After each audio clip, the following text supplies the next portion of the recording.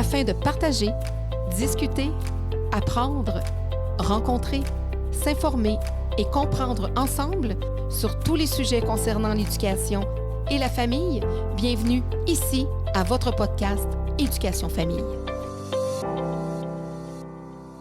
C'est pas vrai qu'il n'y a pas d'influence. Les garderies doivent être neutres. L'environnement doit être neutre. Tout l'environnement. On ne parle pas juste du voile. Oui, il ne faut pas qu'il y ait de voile dans les garderies à la petite enfance. Puis même au primaire, moi je dis même, je vois même au c'est... primaire, puis moi je vais même encore plus loin. Moi je vois même, par exemple, dans les situations d'autorité, au tribunal, un juge, une policière. Ben oui. Une policière, là, qui va sur un appel de femmes violentées, justement, d'une dame musulmane, par exemple, qui est violentée par son mari, qui vient de subir de la violence conjugale. Elle voit arriver une police voilée, une femme police voilée. Ben, plus que ça. Supposons, on va dire, supposons, une policière, pendant le mois de Ramadan, elle est voilée, et puis elle m'arrête, moi. J'ai mon café Tim Hortons à côté de moi, mon croissant pendant le Ramadan, je ne le fais pas. Elle est voilée. Déjà, elle, je sais qu'elle pratique, donc elle le fait, et pour elle, c'est quelque chose de primordial. Déjà, elle va me voir mal. Et c'est certain qu'elle va me traiter mal. Et c'est certain qu'elle ne va pas être objective dans son traitement. Parce que pour elle, je suis en train d'enfreindre une des lois les plus rigoureuses de sa religion. Donc, moi, je crois qu'en tant que musulmane, moi, je payerai plus les dégâts et j'aurai plus de dommages qu'une Québécoise face à une musulmane en autorité. On va aller plus loin. Une juge avec un foulard voilé, et moi, on m'a arrêté parce que pour alcool au volant, on va dire. J'ai pris de l'alcool et elle m'a arrêté. Je passe devant une juge. Mais elle ne voit pas, l'infraction de alcool au volant. Elle voit l'infraction d'une musulmane qui n'a pas le droit de prendre de l'alcool parce que c'est interdit par la religion. Donc, pour elle, la juge voilée, est-ce qu'elle va me traiter comme une Québécoise qui a été arrêtée pour alcool au volant? Non. C'est sûr que même si elle n'a pas de voile, elle peut avoir la même réflexion. Oui, elle peut l'avoir. Sauf que moi, ça va m'inquiéter plus si je vois tout de suite son état. Ouais. C'est-à-dire, même dans l'autre côté, même si elle est neutre, moi, comme citoyenne, je vais dire, mais voyons. C'est plus rassurant de voir une neutralité dans une salle de cours, dans une école où il y a des gens en position d'autorité ou de justement, parce qu'on parle des fois de profilage racial, etc. Mais même entre les nationalités elles-mêmes, il y a du profilage, puis il peut y avoir du jugement. Bien sûr. Ou, oui. Puis avec les enfants, c'est encore pire parce qu'ils sont mineurs. On est censé vraiment leur assurer une neutralité, et qu'il n'y a pas... Ça a l'air banal, mais pourquoi? Mais c'est pas... C'est normal de poser la question. Maman, regarde, la madame, elle a un voile. C'est le rôle du parent. Oui. D'informer, d'expliquer, puis de voir, tu sais, en toute ouverture, naturellement, parce qu'on ne parle pas des parents moraux qui vont dire « c'est une femme voilée », puis... C'est bon, il y a un autre côté des choses aussi qui peut se faire, mais c'est pas à la garderie puis à l'école de dire, si moi j'enseigne, de dire « Madame Claudine, pourquoi vous avez ci? Ah, c'est quoi ça? » Puis il faut que tu répondes aux questions, naturellement. Tu sais, il y a des limites, mais effectivement, les enfants sont curieux. Ils veulent le savoir. Oui. Puis, il y a les cours de religion, justement, ou d'éducation à la citoyenneté, qui sont là pour parler de différentes religions, puis justement de façon neutre. Oui, c'est ça. Mais là, on a parlé du côté de l'influence que ça exerce sur les enfants. Mais il y a aussi un côté qui est très, très important dans les milieux de garde. C'est des petites entités, là, avec 12, 15 personnes comme adultes qui travaillent. Mais ce que ça exerce sur les collègues aussi. Comme l'exemple de la fille que je t'ai dit qui dérangeait ses amis, ses collègues pendant leur pause parce qu'elle veut leur parler, les convertir.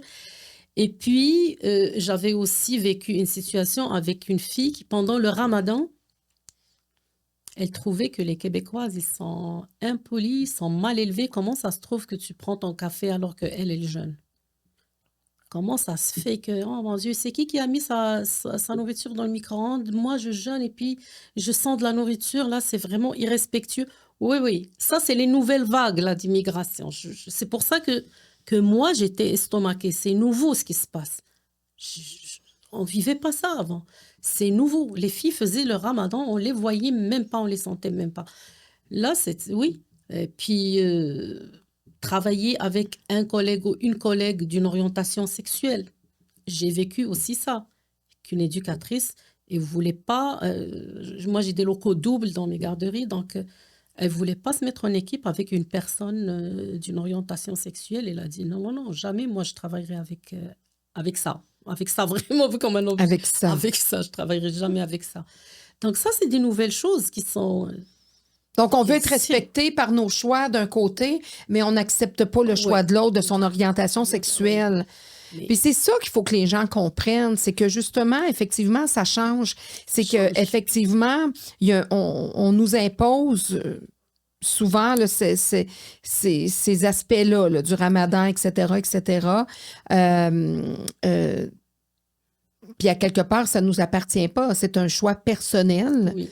De vivre ça. Le ramadan, il n'y a aucun problème, mais c'est pas aux personnes de s'empêcher de manger, de faire non, non, ça n'a pas de sens. Mais oui, écoute, la pratique religieuse, moi, ça fait du bien à quelqu'un, c'est tant mieux pour lui. Oui, c'est de la spiritualité, ça te fait du bien. Parfait, ça me dérange pas, je peux même le rassurer, c'est-à-dire du respect, de dire faites ce que vous voulez, mais ne l'imposez pas aux autres. Et c'est ça qui est devenu nouveau dans la société québécoise.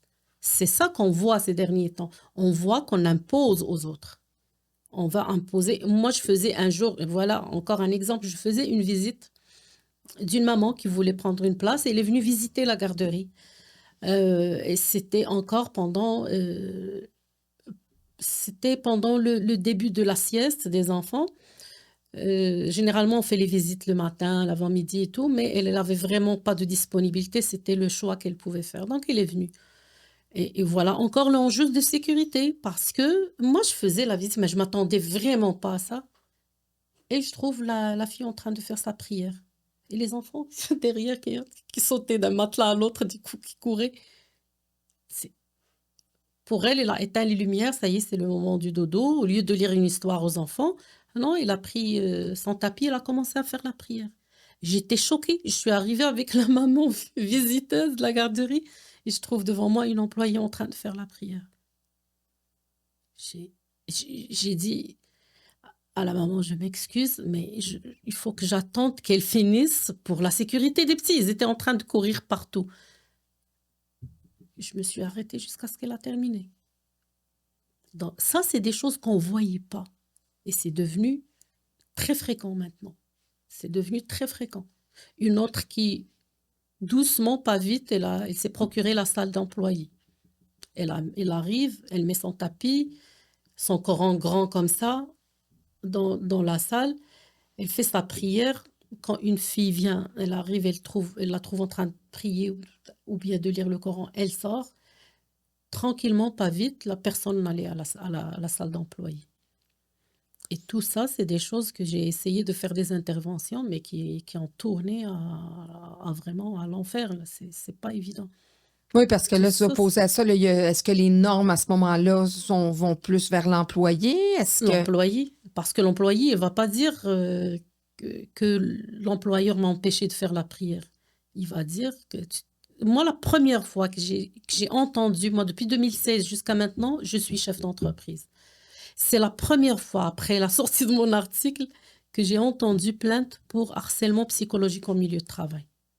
J'avais le vertige quand on m'a appelé pour me dire « Tu as une plainte pour harcèlement psychologique » et c'était vraiment à cause de celle-là qui faisait sa prière.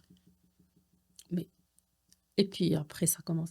Ils ne vont pas dire aux normes de travail, c'est parce que j'ai dit que c'est dégoûtant de travailler avec un collègue d'une orientation. Ils ne vont pas dire ça. Non. Ils savent qu'est-ce qu'ils font là. Il faut bien documenter. Et puis ils sont capables ils ont le droit, malheureusement, dans cette pensée rigoriste, ils ont le droit de mentir. Ça leur donne le droit de C'est dissimuler la pas, vraie c'est pas marqué dans intention. le Coran, ça, qu'on peut pas mentir, qu'on peut pas.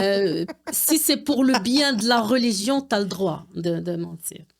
Donc, ils peuvent. Donc, tu commences à avoir des plaintes, mais pas pour dire les vraies choses. C'est pour dire autre chose. Ah non, Qu'est-ce qui arriverait si, justement, ces gens-là qui arrivent, qui monopolisent une salle d'employés, là, parce qu'on parlait de respect Oui. tout à l'heure, c'en est un manque de respect, ça. Qu'est-ce qui se passerait si vraiment, à un moment donné, il y a une autre éducatrice qui s'installe puis qui décide de, elle, bénéficier aussi de la salle et de mettre soit son radio, de parler au téléphone avec son mari ou de... Comment est-ce que vous pensez que la personne qui fait sa prière va quitter ou comment ça pourrait revirer une situation comme ça? Je ne sais pas, mais les filles, généralement, ils sont trop gentilles. Ils ne veulent pas entrer en conflit avec une collègue, généralement. Et puis, comme je dis, le fait de jouer sur la victimisation et de sortir l'arme fatale, l'islamophobie, le Ouais. racisme, ça, c'est... Dès que tu sors ça, les gens ont peur. Tout le monde a peur. Non, Oui, il y a parce que c'est personne qui les comprend. assez, oui, je peux comprendre que ça peut être assez, ben on le voit là, justement avec les prières. Ça, c'est la même chose, les prières dans la rue. Exactement.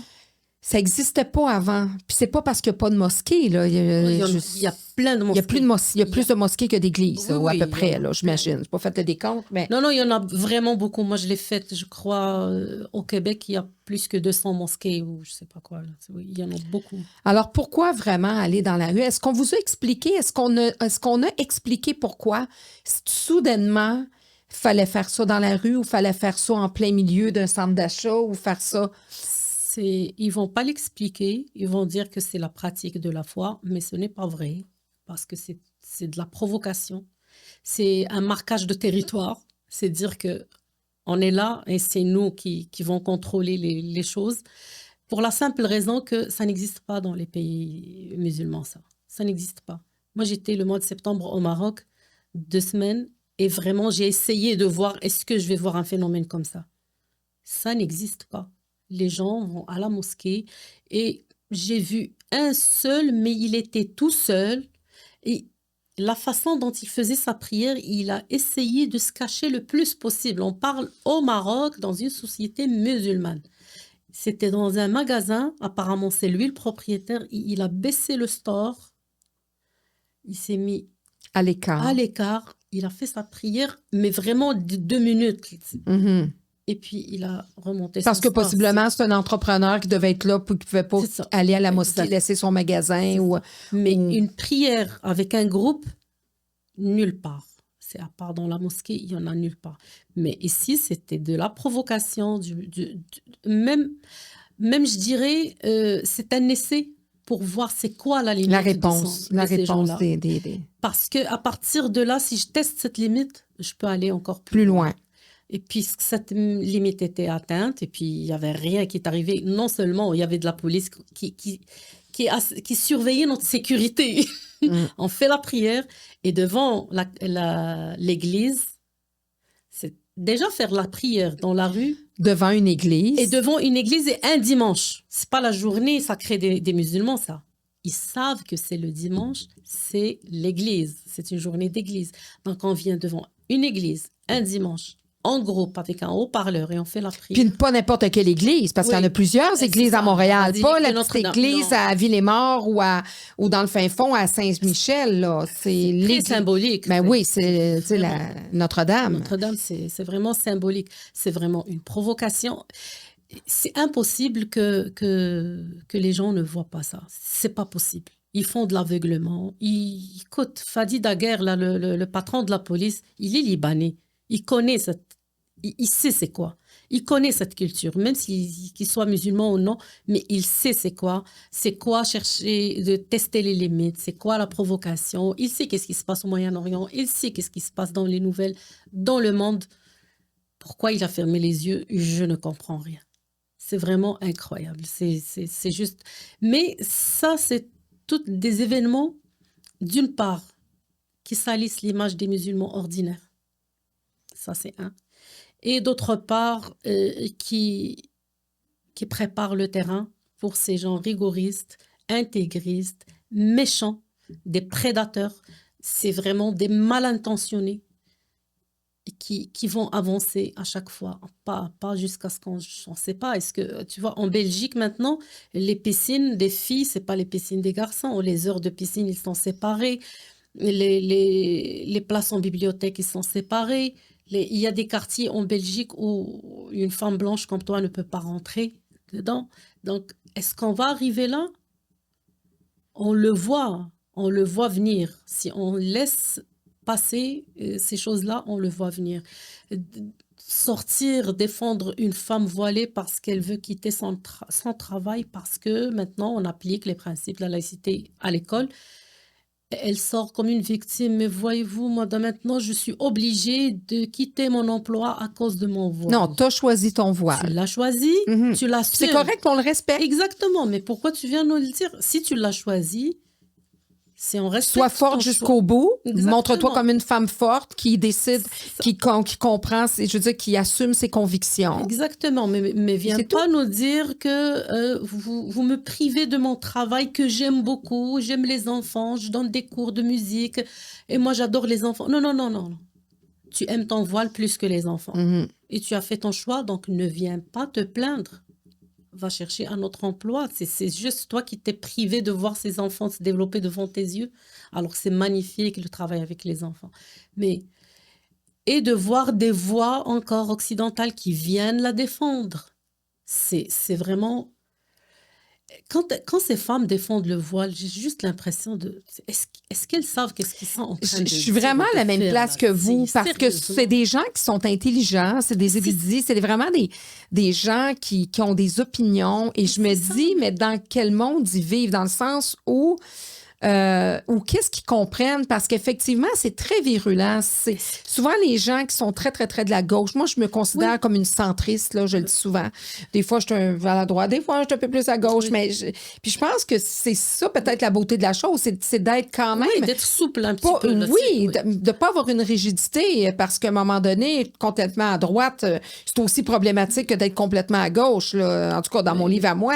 Mais je me dis, mais c'est très virulent parce que lorsqu'on ne pense pas comme ces gens-là, ils vont vraiment répondre au même ils sont- titre que les oui. gens, là, ceux qui sont plus dans l'intégrisme, ils vont vraiment être très, très, très virulents, voire oui. même violents, que ce soit sur Facebook, où ils vont même commencer à ils sont très- insulter. oui. Et au lieu d'essayer de comprendre, mais c'est souvent des personnes qui prônent la bienveillance, qui prônent l'ouverture, Exactement. mais ils sont même pas ouverts aux opinions des autres. Mais c'est la même stratégie des islamistes. Ils défendent les islamistes, mais ils ont des points communs comme ils n'acceptent pas Ils ont les le même critiques. profil. C'est le même profil. C'est peut-être parce juste- que c'est le même profil de personne, finalement. C'est juste que c'est incroyable qu'ils se rencontrent dans le même groupe. Normalement, islamiste, tu n'acceptes pas les autres. Tu veux que tout le monde prenne ton dogme. Tu veux que tout le monde se mette à ta religion. Mais comment ils se mettent ensemble? Leur stratégie, c'est la même. Ils sont les deux violents. Ils n'acceptent pas la critique et ils sont arrogants. Les islamistes aussi sont très arrogants, comme les gens de l'extrême gauche. Comme ils savent beaucoup de choses et que tous ceux qui sont contre eux, On est c'est tous des ignorants. On est des ignorants Tous ou des des ignorants. incultes ou Exactement. on fait pas partie de l'élite C'est ça. intellectuelle de la société. Exactement. C'est ce Alors qu'ils que pensent, là, on a mais- besoin juste d'être des personnes respectées dans la société. Je n'ai pas besoin d'appartenir à cette élite intellectuelle. Non, puis ces mêmes personnes-là, je pense pas qu'ils accepteraient que leur enfant fasse leur sieste sur un tapis en train d'écouter le Coran. Moi, je me dis, si ces personnes-là sont prêtes à vivre ça, puis à ce que leur enfant vive ça, je me dis, bon, ben parfait, t'es comme aligné avec Oui. tes pensées. Moi, il y a un mot là, qui est beaucoup la base de mes relations et de ce que je fais dans la vie, c'est la cohérence. Donc, Ah si oui. tu es cohérent et que toi, il n'y a aucun problème, tu es prêt demain matin, on va t'ouvrir une place en garderie pour ton enfant qui va être dans une garderie où ça va être que des gens voilés, que de la nourriture halal, que fêtera pas Noël, fêtera pas rien de ci, de ça, et qu'en plus, lorsqu'il va faire la sieste, c'est le Coran qu'il va entendre réciter non-stop, puis que le soir, ben, ça continue, ça va être le Coran. Si t'as aucun problème avec ça, puis que ça va bien, Oui, c'est tant mieux Moi, pour toi. t'as tout mon respect dans le sens que tu es cohérent. Les bottines suivent les babines, comme on dit. Mais je suis pas sûre que toutes ces personnes-là accepteraient ça. Ils sont pas cohérentes du tout pour la simple raison. Dans leur groupe, ils défendent les islamistes. Ils défendent même pas les musulmans. Les musulmans n'ont pas besoin de cette défense, tu vois.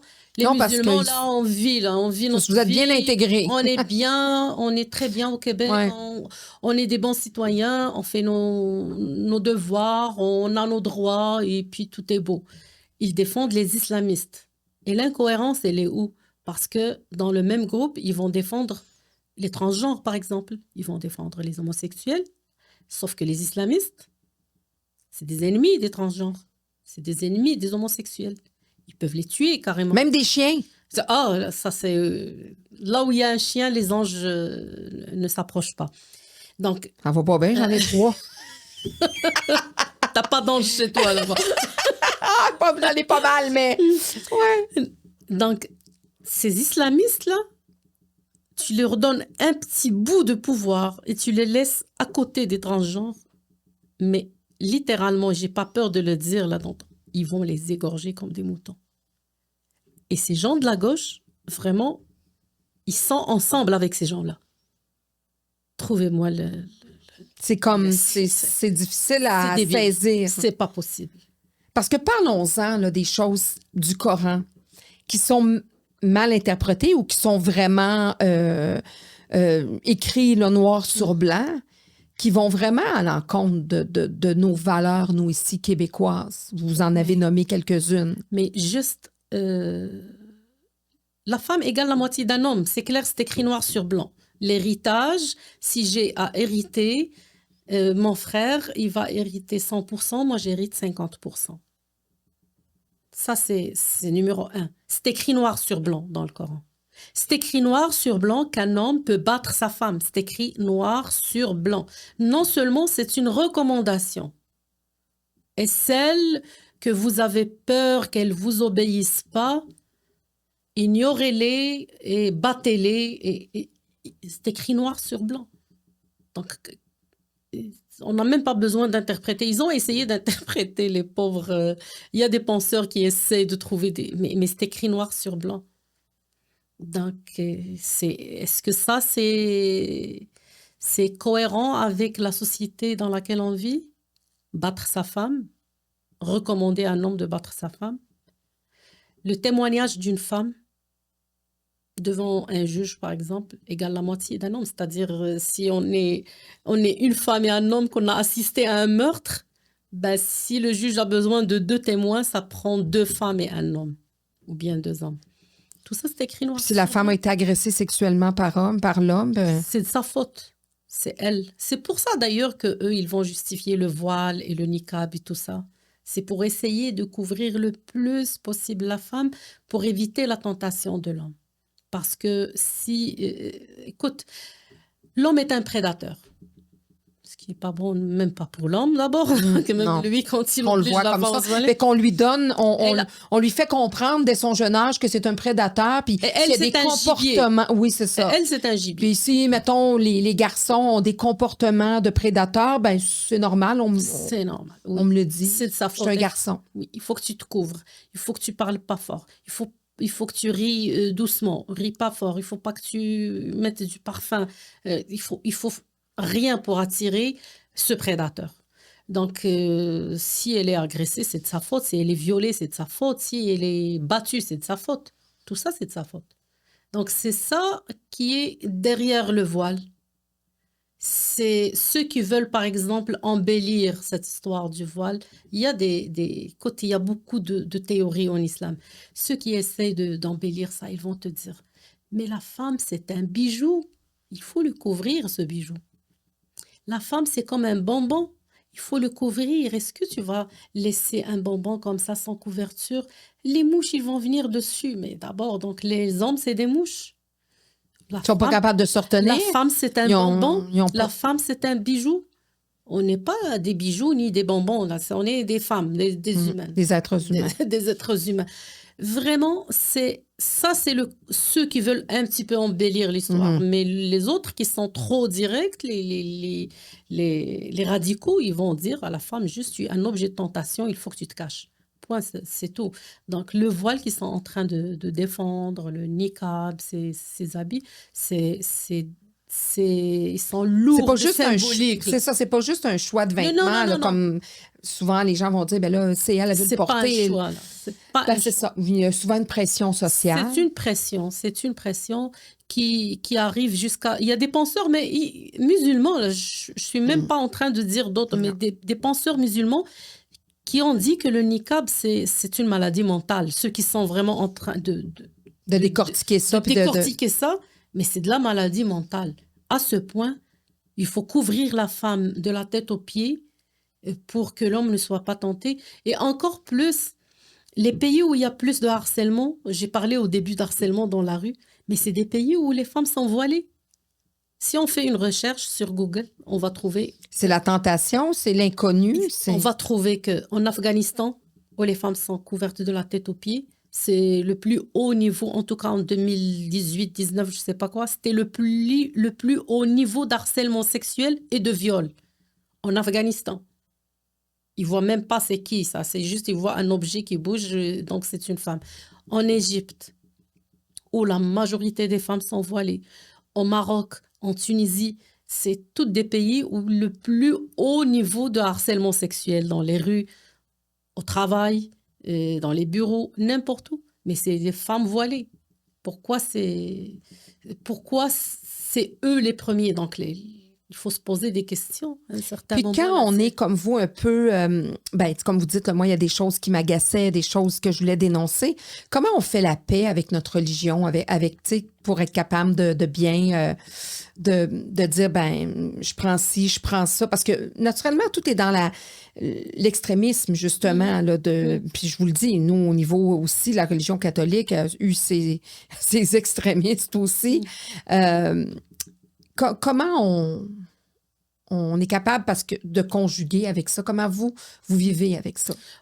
Moi, j'ai choisi de ne pas me mentir. C'est-à-dire, quand je vois un texte, je suis capable de reconnaître que c'est un texte qui n'est pas, que j'apprécie pas, que ça fait pas partie de mes valeurs et que je vais pas chercher à le justifier. La plupart des musulmans, ils vont chercher à le justifier. Ah, si la femme mérite la moitié, c'est parce que peut-être quand elle va se marier, son mari va la prendre en charge. Moi, je ne cherche pas à justifier. Ça, c'est un texte que je n'aime pas. Point, c'est tout. Oui, puis qui a été possiblement réécrire, tu sais, en tout cas avec les années, là, avec le temps. Là. Oui, donc, moi, j'ai fait la paix avec le fait d'être honnête avec moi-même. Quand je vois que les choses n'ont aucun sens, je dis qu'ils n'ont aucun sens. Quand on me dit que le prophète d'Islam s'est marié avec une fille qui a 6 ans, c'est quand même, c'est terrible. C'est de la pédophilie, je m'excuse. Et jusqu'à maintenant, il y a tu vois, les barbus là que tu vois avec des... C'est pour ça d'ailleurs qu'ils voilent les petites filles. Encore une fois, pour les madames qui défendent le voilement des petites filles. Mais ils voilent les petites filles parce que la petite fille est consommable sexuellement pour eux. Donc, comme si ça allait les empêcher. Et c'est ça, c'est pour éviter la tentation. Il y a même des interprétations qui disent, chez ces gens rigoristes radicaux qu'on a vus qui font les prières dans la rue, qui disent même à la fille peut faire l'objet d'une tentation pour son père. Donc, c'est des gens il y a des textes qui leur disent, même ta fille, petite fille, là, on parle d'une petite fille de 4 ans, 5 ans, 6 ans, d'une fillette, ta petite fille doit se couvrir même devant toi à la maison. Est-ce que c'est pas de la maladie mentale? Et puis on vient défendre... Comme si tous les hommes pouvaient devenir des pédophiles. Et on vient défendre le voilement des petites filles. Mais si ces hommes ont des problèmes, là, c'est la DPJ qu'il faut aviser. C'est pas voiler la petite fille. Ils les rendent déjà des corps sexués alors qu'ils sont des petites filles. Donc, je crois que c'est la DPJ qu'il faut appeler. Là. C'est quand je dis que c'est la maltraitance, c'est de la maltraitance parce que j'ai lu des textes qui leur donnent le droit à ça. Écoute, je vais même te choquer. Il y a des textes auxquels croient les radicaux qu'on voit ici beaucoup. Quand tu vois des gens qui portent le niqab, le voile trop strict, mais sache que c'est des radicaux. Là. On va pas. Ben non, ça se sent là, dans la. On Ils voit sont que pas c'est des tous comme ça, radicaux. mais on est capable de le ressentir. Il y a des textes qui leur donnent le droit de faire des attouchements, même sur un bébé, une nourrissante. Il y a des textes qui le disent. C'est-à-dire, dès que tu es de sexe féminin, tu es accessible, ton père peut te toucher, ton frère peut te toucher, tout le monde peut te toucher. C'est pour ça qu'ils insistent sur le voilement, sur le couvrir, pour pas attirer. Moi, j'ai vu un jour au Vieux-Port de Montréal, et je suis sortie avec mes garçons, c'était une belle sortie l'été. Oh, il y avait des gens qui faisaient de la musique, on a dansé, on a chanté, et puis je vois un homme avec sa femme toute couverte, et il avait un garçon avec un short. Et une petite fille, vraiment, elle doit avoir 5 ans. Elle trébuchait dans ses vêtements. Elle était avec un niqab, voilée de la tête aux pieds. Je voulais lui parler. Moi, c'est mes garçons qui m'ont pas laissé. Ils me disent, non, mais voyons, tu vas chercher. Mais écoute, il a gâché toute ma journée, cet homme-là, ce jour-là. C'est parce que cet homme, il doit être dénoncé à la DPJ. S'il fait ça à sa fille, c'est parce que lui, il est tenté par sa fille. Mais pas les gens qui marchent dans la rue. Endoctriné. Non, c'est ça, mais non, c'est ça exactement. Pas les gens qui marchent dans la rue. C'est lui qui a un problème. Mais déjà, de penser à ça et que tu sois endoctriné au point d'y croire, c'est que tu es toi-même un danger pour ta fille. Oui, de croire que tu peux être un danger, surtout si tu n'en es pas un. C'est ça. Parce qu'habituellement, quand vraiment tu as cette maladie-là d'être pédophile, même si tu es conscient, c'est plus fort que toi, tu vas le faire. Là. Ou bien tu le crois dans ta religion qui te dit qu'il faut couvrir la fille, mais tu vas finir par le penser. Par contre, tu vas... Puis par dire, si je le fais, ben c'était marqué. C'était marqué ça. Que ça se pouvait que je le fasse. Là. Mais ça, c'est des textes. Là. C'est que j'invite ceux qui vont écouter et qui vont dire la méchante, elle a dit, je leur sors les textes. Ça aussi, moi, j'invite tous ceux aussi là, qui sont contre à lire le Coran. Là, à le lire. De voir est-ce que vraiment il y a des textes là-dedans. Puis tu sais, on parle de ça parce que bon, effectivement, c'est d'actualité. Vous êtes une invitée qui est allée beaucoup dénoncer ça, la laïcité, tout ça. Puis même voile, pas voile, moi j'en ai eu des élèves qui étaient tellement endoctrinés de 6 ans, là, qui savaient même pas trop, ils étaient comme mélangés, là, tu voyais qu'ils étaient perturbés, mélangés. Oh, j'ai-tu le droit de manger ça? Non, elle n'a pas le droit. Non, Madame Clo-Clo, donnez-lui pas ça. Elle a la même religion que moi, elle n'a pas le droit de manger ça, des ficellos. Elle n'a pas le droit. Puis là, je dois intervenir, je vois dans la classe de Madame Clo-Clo, il n'y en a pas de religion. Est-ce que tu veux un ficello? Oui, parfait, je te le donne. Moi, là, je ne m'en pas à faire du charivari pour ça. Mais l'autre petite fille, elle était complète. 6 ans, 6 ans. Mais là, je dis, mon Dieu, c'est des ficellos, c'est du fromage. Moi-même, regarde, est-ce que tu veux le fromage, toi? Oui, parfait, mange-le. Puis là, il a fallu que je fasse une intervention. Je dis, mais, puis même, il a fallu que j'avertisse la maman de l'autre petite fille pour dire, écoutez, votre petite, là, elle s'est pas mêlée de ses choses, ça le regardait pas, elle est venue faire de l'ingérence qui lui appartenait pas. Mais en plus, c'est qu'elle semble énormément perturbée, là. Par ça, là, parce que là, tu sais, c'était même plus sûr de qu'est-ce qu'elle pouvait manger. Elle dit, ben moi, puis elle pleurait à chaudes larmes. Elle dit, Madame Clo-Clo, c'est parce que moi, elle dit, je ne sais pas. Des fois, elle dit, je veux acheter ci, maman veut pas, je veux acheter ci, maman veut pas, je veux acheter ça, maman veut pas, je veux acheter ça. Puis elle était tellement, elle pleurait à chaudes larmes, là. Elle était vraiment complètement envahie par ça. Parce que, tu sais, on parle des enfants des autres, mais les enfants eux-mêmes dans mais même les enfants de la communauté, les pauvres que eux, leurs parents pratiquent juste normal leur religion dans le privé, ils ont des problèmes à l'école. Parce que quand il veut manger un sandwich, l'enfant de la famille rigoriste, il va lui dire, mais attention, là, il y a du cochon, fais attention, il veut manger un yogourt. Mais pourquoi ce yogourt, lui, il contient de la gélatine, t'as pas le droit de manger ça. Mais ils vivent ça, les enfants de la communauté musulmane. Ah oui, puis moi, ma fille, des fois, trouvait ça drôle parce qu'elle avait des amis, puis des fois, elle offrait des bonbons, des gummy bears, puis c'est fait avec de la graisse de cochon, puis c'est comme... c'est-tu... Il y a certains de ses amis qui ne savaient pas que du bacon, c'était du cochon. Fait que, il y a ça aussi, c'est un peu... Comme combien elle a vu de jeunes filles au secondaire arriver voilées à l'école, enlever le voile durant la journée d'école, le retirer, faire un genre d'entente avec leurs frères, ben si tu me bavasses pas ça à papa, maman, moi, je dirais pas que toi, t'es parti avec les autres amis. Alors, il y a comme même des ententes de fratrie pour pas que ça... Oui, qu'est-ce qu'on apprend aux enfants? L'hypocrisie, le mensonge et beaucoup de choses. Donc, Puis là, on le redit parce que je veux pas qu'on dise qu'on s'attaque seulement à ça. non. On parle de ça, on le sait qu'il y a de l'hypocrisie dans d'autres religions, on le sait qu'il y a d'autres endoctrinements, on sait qu'il y a d'autres écoles religieuses, puis on n'est pas plus pour ça, là. Non, On n'est pas plus pour ça, puis c'est dénoncer ça aussi. Moi, mon combat, c'est juste laisser les enfants vivre et protéger leur liberté de conscience. Pas plus que ça. Celui qui veut, écoute, quelles que soient les interprétations, c'est lui qui veut se couvrir, qui se couvre. Mais ne vient pas influencer les enfants. C'est juste ça mon combat. Oui, parce Après, que je te les respecte, enfants, tu fais c'est ce que tu veux. innocent. Ça aussi, ça imbibe tout. On le dit, les enfants, c'est des petites éponges. Oui, Mais c'est des petites éponges. Ben, faut penser des fois à des choses qui n'ont pas besoin d'avoir ou exactement. d'éponger Oui. à 3, puis à 4, puis à 5 ans. Donc, c'est censé être le plus neutre possible. Puis, ils vont voir leur diversité entre C'est eux. L'enfant qui est de nationalité, pas nationalité, qui est confession musulmane, et l'autre qui est justement pentecôtiste. C'est ça la beauté Oui, d'une exactement. communauté. Ils le vivent bien, eux, les Ah, enfants. mais c'est comme la langue. Oui, ils sont Les magnifiques. enfants, là, moi, combien d'enfants j'ai vu à travers mes voyages qui ne parlaient pas la même langue. Ils ne se comprenaient pas, mais Qui ils étaient jouaient capables de jouer des semaines, des journées Exactement. ensemble. Oui, oui.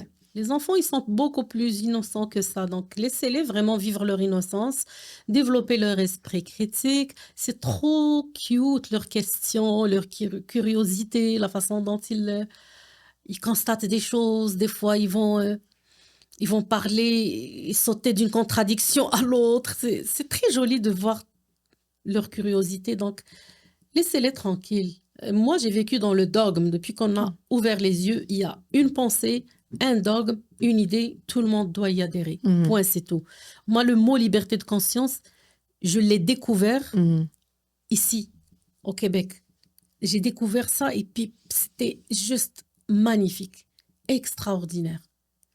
Et j'ai élevé mes enfants vraiment en respectant leur liberté de conscience. Et là, ils sont capables d'amener des débats, de critiquer et avec respect. Ils sont capables de parler avec une idée contre leur pensée et tout en gardant le respect, tout en respectant tout le monde. Donc, moi, là, vraiment, la liberté de conscience, c'est à protéger au Québec. Je retourne à ces gens qui défendent des choses. La liberté n'est pas un acquis. La liberté qu'on a au Québec, ce n'est pas un acquis. Si ces femmes de bonnes intentions, qui sont nées dans la liberté, dans le respect de leur liberté, ils croient que c'est un acquis, elles se trompent. Parce que je dirais même que le jour peut-être où on va perdre cette liberté. Un avenir assez rapproché. Moi, je me souviens tellement, si je voyage depuis des années, et ça fait des années, là, je peux reculer à 10, 15 ans, où on rencontrait des gens de la France qui nous mettaient en garde par rapport à ça. Oui. Et moi, je me souviens, là, moi, c'est des faits vécus aussi. Oui. Pas des gens racistes, pas des gens... On échangeait sur comment ça se passait chez eux, chez nous, tout ça. Et eux vivaient ce que nous, on est en train de vivre ici. Exactement. Et me mettaient en garde. Ils me disaient, réveillez-vous, soyez vigilants, ça s'en vient chez vous. Mais c'est arrivé chez nous et puis il faut... Puis je dois admettre qu'en tout cas, il y a 15 ans, c'est sûr que c'est comme s'il me parlait, ça me passait par... Tu sais, je me disais, OK, je ne sais pas de quoi trop il parle. Moi, je ne vois pas d'inquiétude. Effectivement, je me sentais... Tu sais, puis là, je vous dirais que je me dis, oh, Pélin, là... Oui, on commence à le sentir fort ces dernières années surtout. Ces 2 dernières années, encore plus. Donc, non, il faut pas prendre sa liberté comme acquis, comme je dis à ces femmes. Je leur dis même que le jour où si on perd notre liberté, parce que eux, les islamistes, dans leur contrôle, c'est les femmes sont les premières à être attaquées. Donc juste le savoir. Donc, le jour où on perdra notre liberté, qu'on ne veut pas perdre, je pourrais peut-être, moi, survivre parce que je sais. Oui, vous avez grandi On a là-dedans. grandi là-dedans et puis on a développé quand même des mécanismes de Puis vous pourriez survie. même vous fondre dans la masse. Vous Exact. connaissez la langue, vous savez ce que Et on a c'est. développé des mécanismes de comment tricher par-ci, par-là, comment passer par-ci, par-là. Chose que moi et que mes sauras amis pas. gauchistes Tu sauras pas vont peut-être faire. tomber au combat. Exactement. Donc, ce n'est pas un acquis. Les valeurs qu'on a ici, il faut vraiment les protéger. C'est des valeurs magnifiques. Peut-être que ces femmes-là trouvent ça, c'est un acquis. Ils sont nés comme ça, dans des familles privilégiées. Mais c'est parce que ça va avec tout le côté de bienveillance, d'ouverture. Mais moi, je dis, la diversité est belle. Moi, je suis pour la diversité. Mes enfants ont grandi justement dans un quartier où il y a énormément de diversité et de liberté. Mais sauf qu'il faut pas oublier. Puis la laïcité, donc, c'est ça la beauté de la chose. C'est que la liberté de tous, mais la liberté de un se termine là où la liberté, c'est ça, le commence. Mais la bienveillance, ce n'est pas un signe de bienveillance que de laisser des philosophies, des endoctrinements dangereux comme ça passer. Être à l'avant. C'est être à l'avant. La bienveillance, c'est vraiment vouloir protéger nos enfants, le futur, protéger la liberté des citoyens, y compris ces gens-là en passant. Là, si on parle pas... On n'est pas en train de dire d'attaquer ces gens. Non, non, c'est juste leur expliquer que la laïcité, c'est une valeur fondamentale au Québec et que tu es libre de pratiquer ta religion en privé. Personne ne va t'empêcher, mais juste tu n'as pas le droit d'obliger d'autres ou d'influencer d'autres. C'est juste ça qu'on demande. Ta liberté de faire tes prières. D'ailleurs, il y a plein de mosquées, tu célèbres tes fêtes, il n'y a personne qui te dérange dans ça. Mais juste respecte les autres. Non, puis je parlais même, moi, à un monsieur d'un abattoir là, en région qui disait que justement, lorsqu'il y a la fête du mouton, lui-même doit accompagner des musulmans à bien égorger le mouton parce qu'il faisait souffrir l'animal. Alors, il y avait le geste de donner, tu sais, justement, d'égorger le mouton, mais c'est pas des spécialistes de l'égorgement, là. Alors, ils doivent se faire accompagner parce que eux, c'est ça qu'ils me disaient, ils vont faire souffrir l'animal, tandis que l'animal, tu peux l'égorger sans le faire souffrir, tu sais, de faire ton rituel. Et lui-même il accompagnait à le faire. Bon, il y en a qui vont dire, mon Dieu, c'est sûr pour les animaux, là, on tombe dans un autre débat, là. Mais donc, c'est ça. Voyez-vous, ça peut se faire. OK, regarde, on reconnaît, ça fait partie de ton... Tu sais, nous autres, c'est la dinde à Noël. Bon. Mais sauf que ça doit se faire quand même dans un contexte de compréhension et de respect. Ça, c'est vraiment le respect, la compréhension et ne pas arriver avec l'idée de faire du prosélytisme. Juste garde tes choses pour toi. Mais ça, c'est le problème. C'est que le plus que tu fais du prosélytisme, mieux c'est pour toi, pour ta religion, pour le nombre de bienfaits que tu vas oui, il compter. faut que tu ailles chercher des adeptes aussi. Exactement. Mais il faut vraiment se dissocier ta vie privée et la vie que tu as choisie parce que personne ne t'a empêché, personne ne t'a obligé de venir au Québec. Tu as choisi de venir au Québec. Donc, la moindre des choses, c'est d'avoir une volonté d'adhérer aux valeurs québécoises, ne serait-ce que par respect à cette société qui, quand même, elle t'a pas jugé, elle t'a ouvert les bras et puis elle t'a dit, viens. Elle a même pas avec regardé beaucoup ta religion. d'avantages. Elle regarde avec même ce qui se passe dans les pays musulmans, le terrorisme, regarde, les islamistes, ils ont massacré la plupart des pays musulmans. Et même à ça, le Québec, il ouvre toujours ses portes. Il t'a jamais dit que non, moi je prendrai pas les gens du Moyen-Orient. Non, je prendrai pas les gens du Maghreb. Au contraire, chaque jour, il y a des avions qui arrivent de partout dans le monde et chaque jour, ces gens arrivent, ils ont des avantages, ils ont un accueil. Pas la moindre des choses. C'est juste découvrir cette société. Laisse-toi la chance de découvrir ces gens. Puis de venir apporter une richesse et vice-versa, d'accueillir la richesse que celle-ci peut... Je viens, mais je ne veux pas m'intégrer. Mais ça n'a aucun sens. Tu ne peux pas venir ici et puis après, je ne veux pas m'intégrer. Et puis, non, tu es venu, tu as choisi. Il faut que tu adhères à ces principes. Ça ne doit pas être un choix. Parce que c'est ça qui va nous permettre de sélectionner nos citoyens. Est-ce que c'est vraiment des gens qui vont apporter quelque chose à la société ou c'est des gens qui vont plutôt enlevé à la société. On veut pas de ça. Écoute, tu dois faire ta part. Tu veux acheter une propriété, qu'est-ce que la banque te demande quand tu te demandes un financement? Ta mise de fonds, ta part dans ce projet pour qu'on sache que tu es sérieux.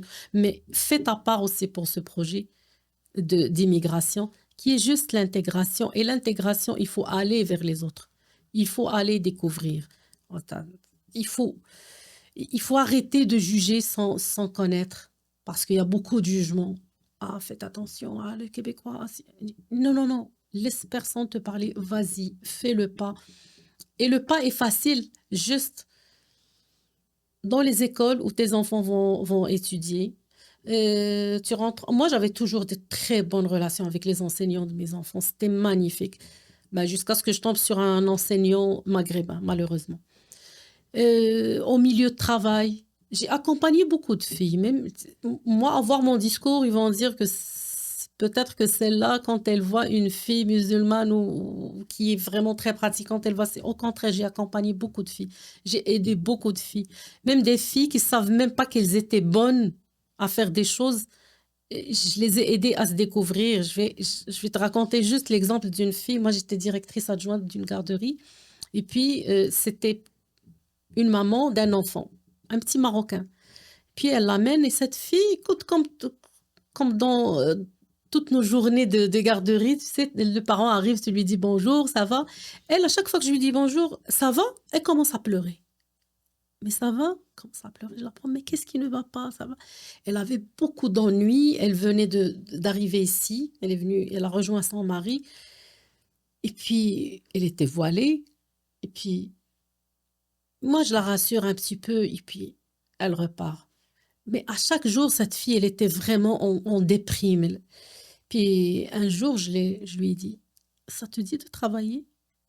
Elle m'a dit, moi, travailler, mais non, mon mari ne va pas accepter. Et puis, je lui ai dit, si tu veux travailler, juste, est-ce que toi, tu as la volonté? Moi, je pouvais la mettre comme aide éducatrice. Juste à commencer à sortir. J'ai tout de suite compris parce que je suis de la même, quand même culture. Je comprends, c'est quoi?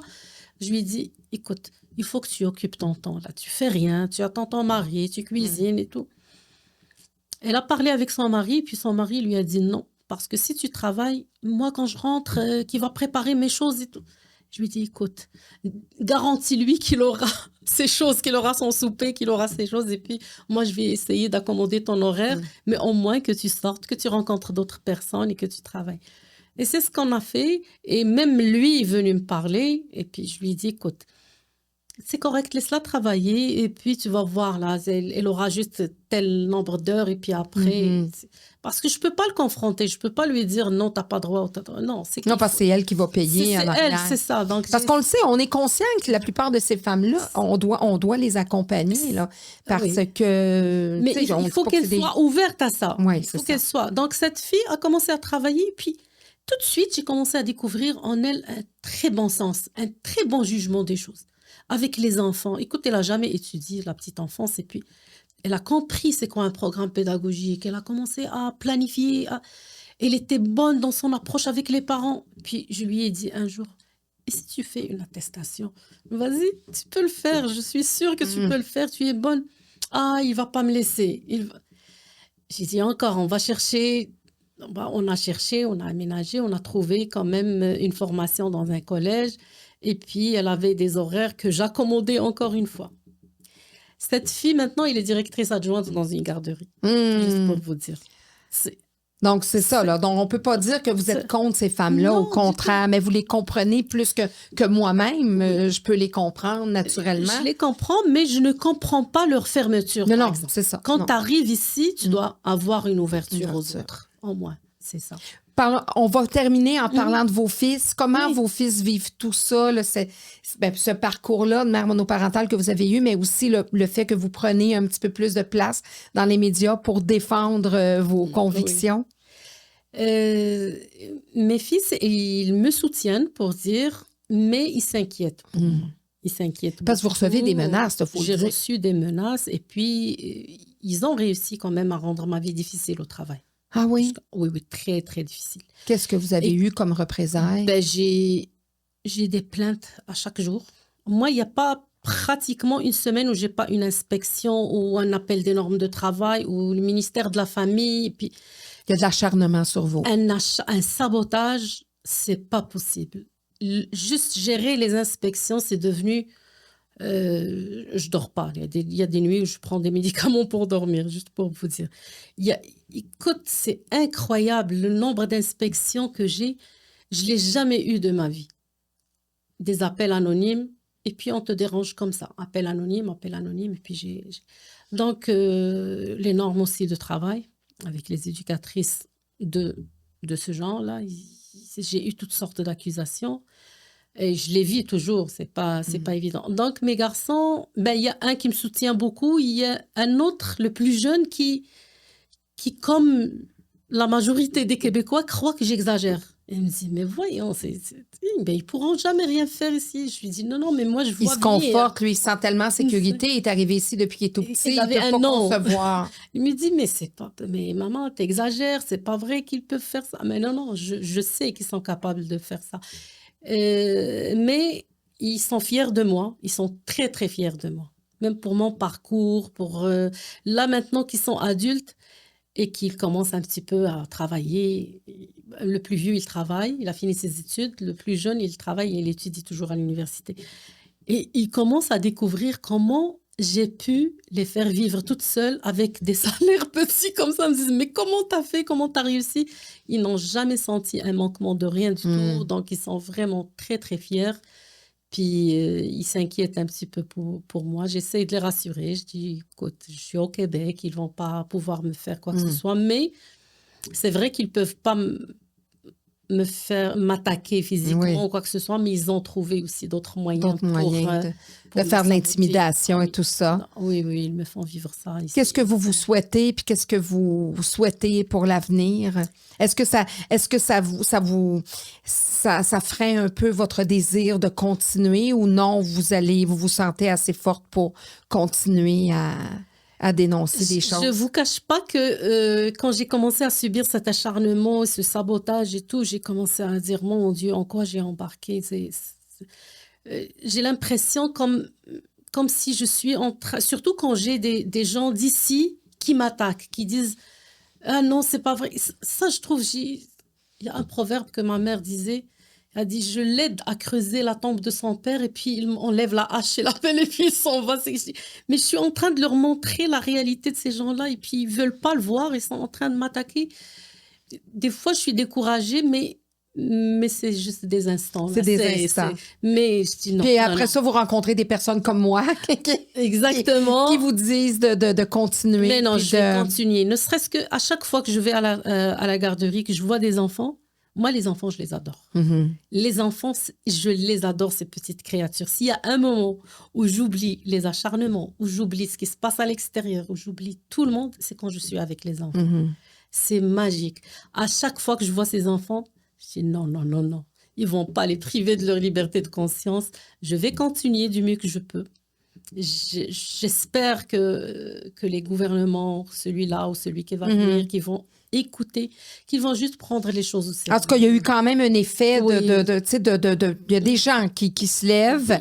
Il y en a qui le font tout croche. Là. À un moment donné, il faut le faire de façon civilisée. Mais moi, au nom de ces enfants-là que vous voulez protéger, que ce soit des petits musulmans, des petits Québécois, peu importe, tous les enfants du Québec. Pour ces femmes aussi que vous comprenez parce que vous êtes déjà passé par là. Puis pour les femmes de souche comme moi qui moi je trouve ça très très rassurant, mais je trouve ça ça me touche beaucoup de voir des femmes comme vous qui se lèvent pour des étrangers comme nous. Vous comprenez ce que je veux dire? Moi, je considère pas que tu es étrangère pour moi. Pour moi, on est des co-citoyens. D'ailleurs, moi, quand j'écris quelque chose, j'ai citoyenne québécoise. Moi, je me sens vraiment québécoise. Oui, puis on le sent. Je me sens là, vraiment à part entière. Moi, je me dis qu'une femme de souche québécoise comme moi qui peut, mettons, se rebeller ou peut se lever, c'est ça. Je me dis, là, c'est chez nous, on veut protéger notre chez nous. Mais là, de dire, attends, là, c'est elle a déjà, elle sait ce que c'est, elle sait, puis elle nous met en garde, puis elle nous dit juste, juste, ayez les yeux ouverts. Puis c'est pas d'être raciste, c'est pas d'être paranoïaque, du tout. mais c'est quand même pas de se mettre des fermer les œillères yeux. parce que ça a changé. Il y a des choses qui ont changé. Moi, j'ai grandi à Montréal et oui, il y a des choses qui changent, il y a des choses qui ont changé. Puis là, moi, je fais des liens là, avec des gens que je rencontrais en voyage que j'ai plus jamais revus de ma vie, puis des gens qui ne se connaissent pas, qui nous mettaient en garde contre certaines choses qui, eux, vivent ça déjà depuis 10-15 ans là, dans leur pays. Alors, c'est juste c'est ça, c'est d'avoir, de pas faire de faire de faire de l'aveuglement volontaire puis moi, ben, je vous remercie pour ça. Et vous savez, à chaque fin de podcast, je remets toujours un certificat. Oh, j'ai gagné un certificat. Ou un certificat d'engagement. Alors, oh mon Dieu, c'est très alors joli, voici votre certificat d'engagement décerné à Fatima Aboubakr. Hein? Oh, Pour avoir choisi d'enraciner sa vie dans un nouveau pays en y semant la confiance, la détermination et le sens du collectif. Pour avoir fait de l'éducation à la petite enfance un espace de dignité et d'équilibre. oh.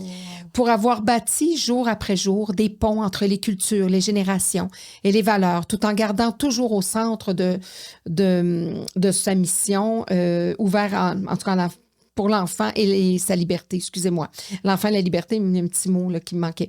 Pour la manière dont elle a su transformer les défis en apprentissage, les obstacles en énergie et les différences en force commune. Pour sa vigilance tranquille face aux dérives qui menacent la sérénité des milieux éducatifs. Parce qu'elle défend la laïcité comme une lumière qui éclaire le chemin du respect mutuel. Pour avoir compris que la neutralité n'est pas une froideur, mais une forme d'amour exigeant qui protège, rassemble et élève. Pour avoir défendu avec douceur et conviction le droit de chaque enfant à grandir sans pression, à penser librement et à apprendre dans un environnement où la raison et la tendresse cohabitent. Pour avoir rappelé que la laïcité n'est pas une distance, mais un espace où chacun trouve sa place sans empiéter sur celle des autres. Pour la force d'une femme qui transforme son parcours en témoignage et son témoignage en engagement. Pour cette façon d'incarner le Québec dans ce qu'il a de plus beau, la clarté, l'égalité, la bonté et la responsabilité partagée. Pour l'amour qui l'a guidé à offrir un monde meilleur à ceux qui lui sont le plus chers. Pour ses traces de courage laissées en exemple aux autres ainsi qu'à ses enfants.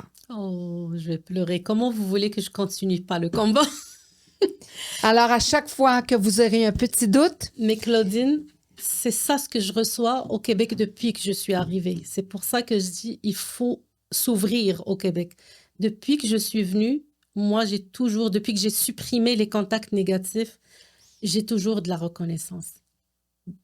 Au travail, avec les gens, à la garderie, avec les enseignants, c'était toujours de la reconnaissance. Merci beaucoup. Alors, j'apprécie vous pourrez énormément. regarder ça et lire ça à chaque fois parce que c'est pas juste moi qui vous l'offre, c'est tous les Québécois, même ceux qui ne réalisent peut-être pas encore aujourd'hui que vous le faites dans un contexte de bienveillance, d'ouverture et pour le bien des enfants, des enfants de nos enfants, des enfants de tous. Merci beaucoup, Merci Claudine. d'avoir accepté Ça m'a l'invitation. fait un grand plaisir. Et puis mon certificat, là, je vais le lire et le relire et le relire. Le prendre en photo et envoyer à mes garçons. Oui, vous pourrez en faire plusieurs copies. Je vous en enverrai. Vous installerez ça dans votre bureau à l'entrée de votre garderie. C'est parfait. Oh, c'est magnifique. Merci. Merci beaucoup, Claudine. Plaisir.